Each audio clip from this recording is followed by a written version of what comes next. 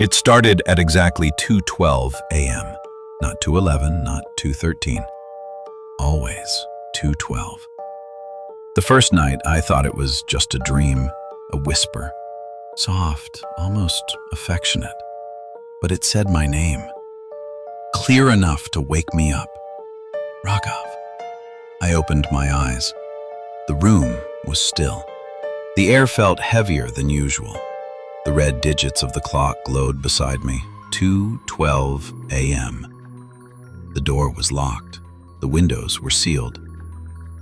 There was no one there. But I wasn't alone. The second night, I prepared myself. I stayed awake, lights off, breathing slow, waiting. At exactly 2:12, the whisper came again, this time closer. Don't open it. Open what? My eyes slowly shifted toward the door. The handle moved, very slightly, like something testing it. From the inside, not outside. Inside. The next morning, my coworker avoided eye contact. You called me last night, he said, at 2:15. I don't remember. You didn't talk. Then what did I do? You were breathing. Breathing how? Like someone trying not to cry. My stomach dropped. I checked my phone. 3-minute call, outgoing. 2:15 a.m. I had no memory of it. That night I placed my phone on the bedside table, voice recorder on. I would finally prove it was in my head. 2:12 a.m. The whisper returned, longer this time. Are you outside or inside? My heart pounded. I forced myself not to move, not to react. When morning came, I replayed the recording. Static, just static. But deep inside the distortion, a voice. My voice. Soft. Broken. I'm inside. Days passed. The whisper didn't stop. It evolved. Sometimes it laughed. Sometimes it begged. Sometimes it just breathed. And then I noticed the crack. A thin line running vertically along the wall beside my bed. I was certain it hadn't been there before. I pressed my ear against it. Scratching.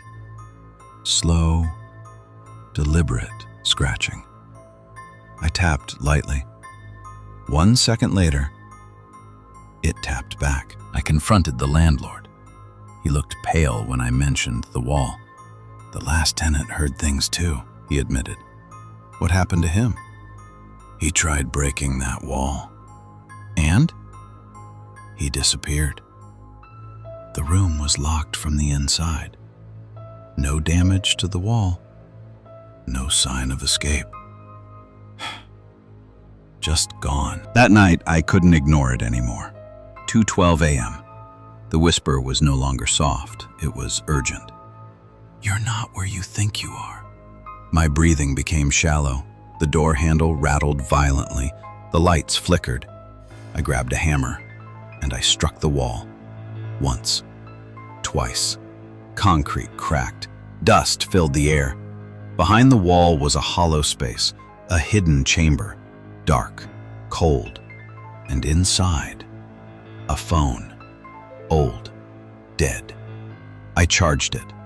One audio file. 3 years old. I pressed play. If you're hearing the voice, then you're already too late. It's you. You're the one inside. My hands trembled. I leaned into the hidden chamber, and I saw him. A man sitting in the darkness, back turned toward me. Same height, same clothes, same posture. Slowly, he turned. It was my face, but thinner. Eyes sunken, skin pale. He looked at me with pity. You shouldn't have broken the wall, You were safe out there. Now, it's your turn. The next morning, neighbors called the police. They said they hadn't seen me in days. When officers broke down the door, the room was locked from the inside. The wall was intact, no cracks, no damage. On the floor lay a body, decomposed for 3 days. Cause of death? Severe dehydration. The face matched mine. Exactly. Outside the building, a man walked calmly down the street, and at exactly 2:12 a.m., from somewhere deep within the walls, a whisper began again. There was no scream, no shadow, no blood on the floor, just a sound that only you can hear.